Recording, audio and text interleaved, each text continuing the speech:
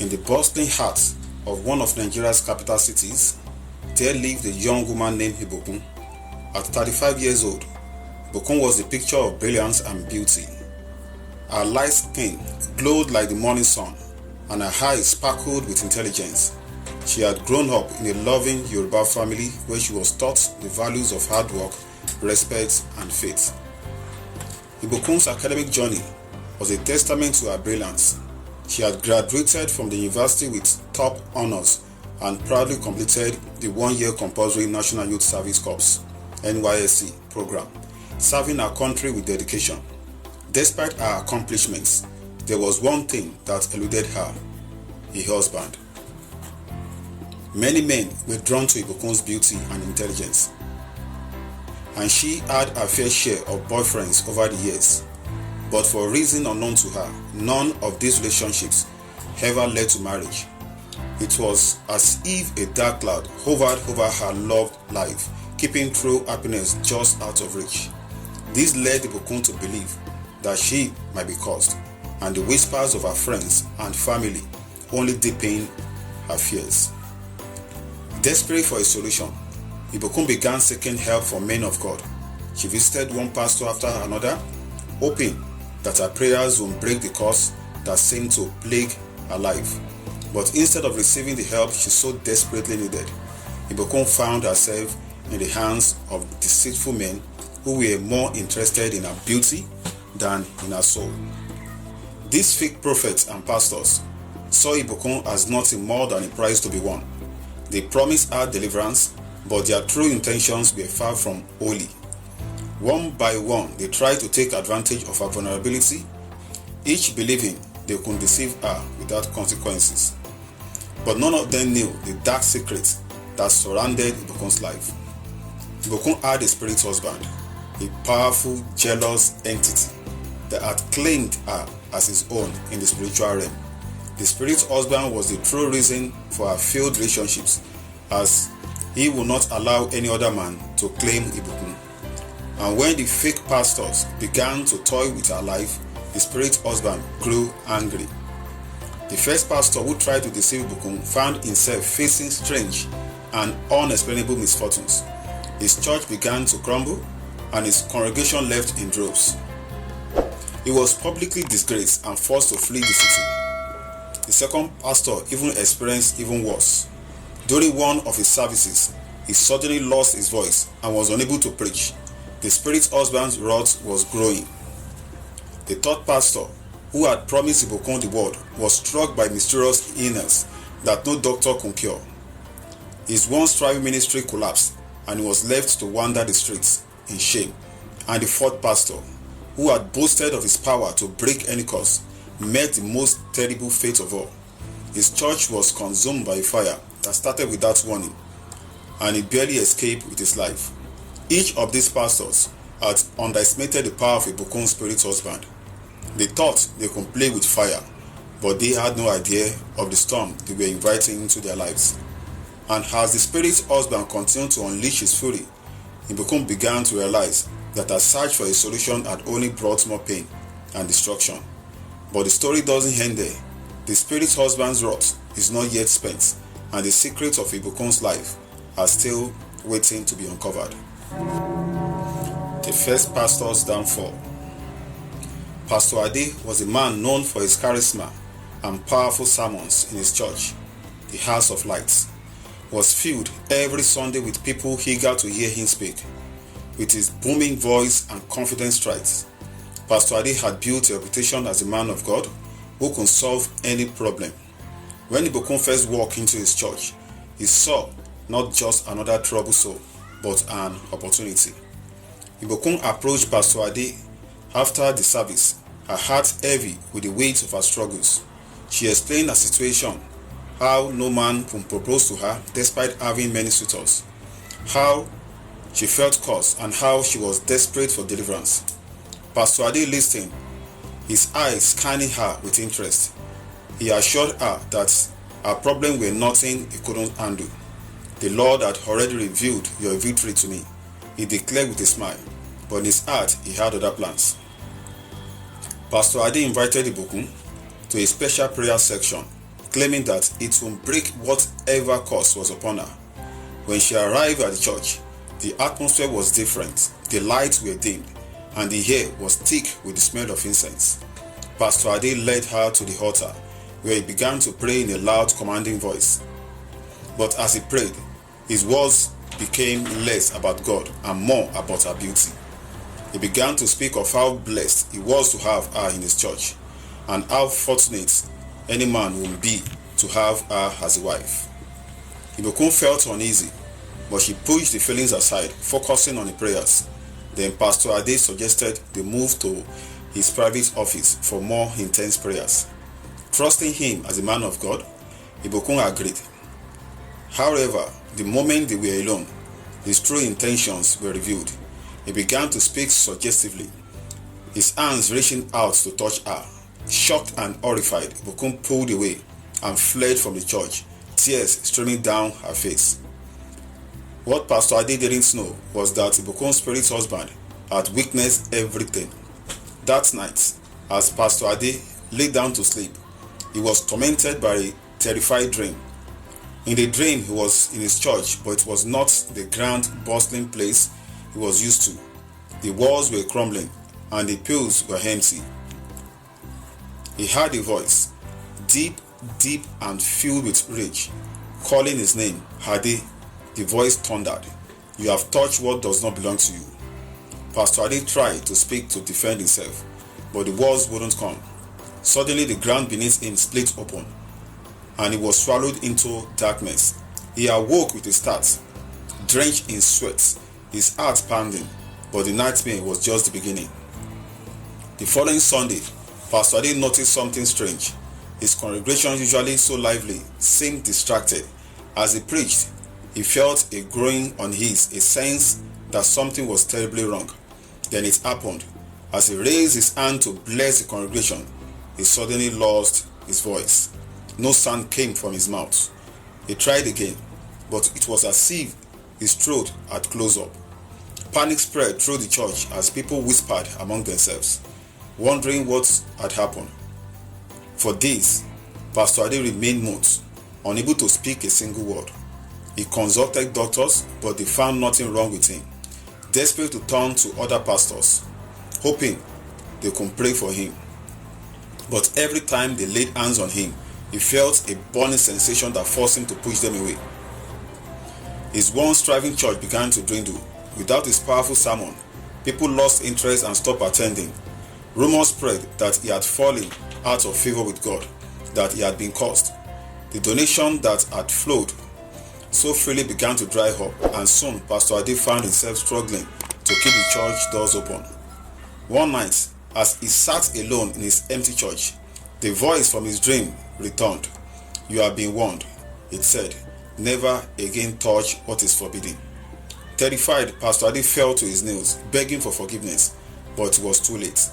His ministry was ruined, his reputation destroyed. Unable to bear the shame, he fled the city, leaving behind the church he had once built with such pride. No one heard from him again, and the house of light was left to crumble into dust, just as in his nightmare. The second pastor's fate, Pastor Ezekiel. Pastor Ezekiel was known for his gentle demeanor and soft-spoken nature. He had a small but devout congregation in a humble church called the Fountain of Grace. Unlike Pastor Ade, Ezekiel didn't crave attention to power. He genuinely wanted to help people, and his followers believed in his ability to heal both the body and the soul. When Ibukun came to him, she felt a sense of peace in his presence, hoping that he would be the one to deliver her from her curse. After hearing Ibukun's story, Pastor Ezekiel offered to fast and pray with her for 30 days, assuring her that God would intervene. Ibukun was grateful for his sincerity and agreed to the spiritual exercise. For 3 days they fasted, praying fervently for God's deliverance. Each night, Pastor Ezekiel would call Ibukun to check on her, offering words of encouragement and hope. But on the third night, something changed. When Pastor Ezekiel called Ibukun, his voice was different. There was a strange intensity in his tone, and he began to ask her personal questions. veering away from the usual spiritual talk. He spoke of how beautiful she was, how her light skin glowed like the moon, and how he had never met anyone like her. Ibukun was taken aback but tried to steer the conversation back to prayer. However, Pastor Ezekiel persisted, suggesting that perhaps God had brought them together for a reason beyond her deliverance. Ibukun felt a chill run down her spine. She ended the call abruptly, disturbed by the change in his demeanor. That night, she had a restless sleep filled with dreams of dark shadows and whispered warnings. The next morning, as Pastor Ezekiel prepared for the final day of fasting and prayer, he felt a strange sensation in his throat. Dismissing it as a result of the fast, he continued with his routine. But as the day wore on, the sensation grew worse, turning into a persistent burning pain. By evening, he could barely swallow and his voice had become hoarse. Determined to lead the final prayer section, Pastor Ezekiel ignored the pain and stood before his congregation. As he opened his mouth to speak, a sharp, excruciating pain shot through his throat, forcing him to gasp for air. His voice, usually so gentle and soothing, came out in a strangled whisper. The congregation watched in shock as the pastor struggled to speak, his face contorted in agony. The pain became unbearable and Pastor Ezekiel collapsed to the floor. Clutching his throat, panic ensued as the church members rushed to his aid, but there was nothing they could do. The pastor's voice was gone, replaced by a constant, searing pain that left him unable to speak or even eat. Doctors were baffled, unable to find the cause of his condition. As the days passed, Pastor Ezekiel's condition worsened. His church, once filled with the sound of prayers and hymns, became eerily silent. The congregation, fearful and confused, began to drift away. They couldn't understand how their beloved pastor, a man of such faith and kindness, could be struck down in such a way. In his final moments, as he lay in his bed, unable to move or speak, Pastor Ezekiel realized the truth. The spirit husband had punished him for his impure thoughts, for daring to think of Ibukun as more than just a soul in need of help. The realization came too late, and with a final silent prayer for forgiveness, Pastor Ezekiel passed away. His church closed its doors soon after, and the fountain of grace became a distant memory. Its once vibrant congregation scattered. A third pastor's downfall.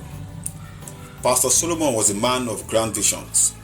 He led a large, prosperous church called the City of Zion, known for its elaborate services and powerful worship sections. He was a man who believed in the power of wealth and influence, and his ministry reflected this belief. Pastor Solomon was a charismatic leader, drawing in crowds with his fiery sermon and promises of prosperity. When Ibukun approached him with her problem, Pastor Solomon saw it as an opportunity to demonstrate his power. He assured her that her curse was nothing compared to the anointing upon his life. "I will break this curse and you'll be free," he declared confidently. He instructed Ibukun to attend a special deliverance service where he would personally pray for her. The service was filled with music, dancing, and fervent prayers. Pastor Solomon called Ibukun to the front and laid hands on her, commanding the curse to be broken in the name of Jesus. The congregation watched in awe as the pastor shouted, "Rebuke and declare victory over Ibukun's life." But deep down, Pastor Solomon's intentions were not as pure as they seemed. After the service, Pastor Solomon invited Ibukun to his office, under the guise of continuing the prayers. Once they were alone, his demeanor changed. He spoke of how God had shown him a vision where Ibukun was to be his wife. He praised her beauty, speaking of how she would make a perfect partner for a man of God like himself. Ibukun, shocked and uncomfortable, refused his advances, insisting that she was only there for deliverance. But Pastor Solomon was persistent. He tried to convince her that their union was God's will, that she needed to submit to his authority as a spiritual leader. Ibukun, feeling trapped and betrayed, managed to escape from his office, vowing never to return. That night, Pastor Solomon was visited by a dream that would haunt him for the rest of his days. In the dream, He was standing in the middle of his grand church, surrounded by darkness. The lights that usually illuminated the space were dim, and the air was thick with an oppressive, suffocating energy. Suddenly, the walls of the church began to close in on him, shrinking the space until he could barely move. Then, out of the shadows, a figure emerged. It was the spirit husband, his eyes glowing with anger. "You have defied what is sacred," the spirit husband said, his voice echoing through the empty church. "Now you will pay the price." Before Pastor Solomon could react, the spirit husband reached out and touched his chest. A burning pain shot through him, waking him from the nightmare. The next morning, Pastor Solomon felt an intense pain in his chest, as if a heavy weight was pressing down on him. He dismissed it as stress and continued with his day, but the pain only grew worse. By evening, he could barely stand, and his once strong voice had become weak and shaky. As the days passed, Pastor Solomon's health deteriorated rapidly. No doctor could diagnose his condition, and the medication they prescribed had no effect. His congregation watched in disbelief as their once powerful leader became a shadow of his former self. His grand sermon turned into weak, mumbled prayers, and his once thriving church began to lose members. Eventually, Pastor Solomon was forced to step down from his position. Unable to bear the humiliation of his decline, he retreated to his home, where he spent his final days in isolation. The spirit husband curse had stripped him of everything: his health, his voice, and his ministry. The city of Zion was left without a leader, and the church soon fell into disrepair. The fourth pastor's destruction. Pastor Joshua